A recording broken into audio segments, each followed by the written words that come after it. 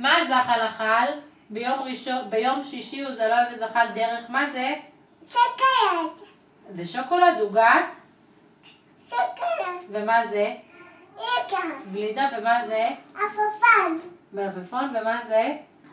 פינה. איזה גבינה? צבע. נכון, ומה זה? שקייה. נק? כי. נכון, נקניק, וזה? שקייה. סוכריה, נכון, ומה זה?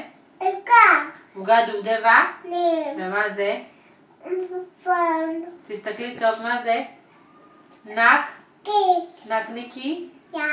וזה? עקייה. עוגיה, וזה? אבקיה. אבטיח, נכון. אז מה קרה לו באותו יום? מה כאב לו? אבקתן. הבטן כאבה לו? אוי אוי אוי, מה הוא הרגיש? אבקתן. הבטן, אוי מסכן, כאב לו?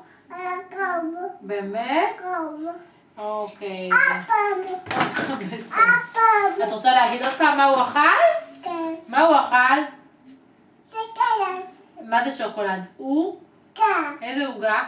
שוקולד. נכון, ומה פה? ליגה. ופה? עפפון. איזה מלפפון חם? מת. נכון, ומה זה? בפנה. איזה גבינה? שבע. נכון, ומה זה? תקילה שבע. נק? כי.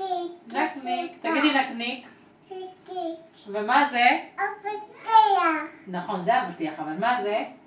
שקייה. סוכריה. ומה זה? ליגה. ומה זה? שקייה. נקניקייה, נכון, וזה?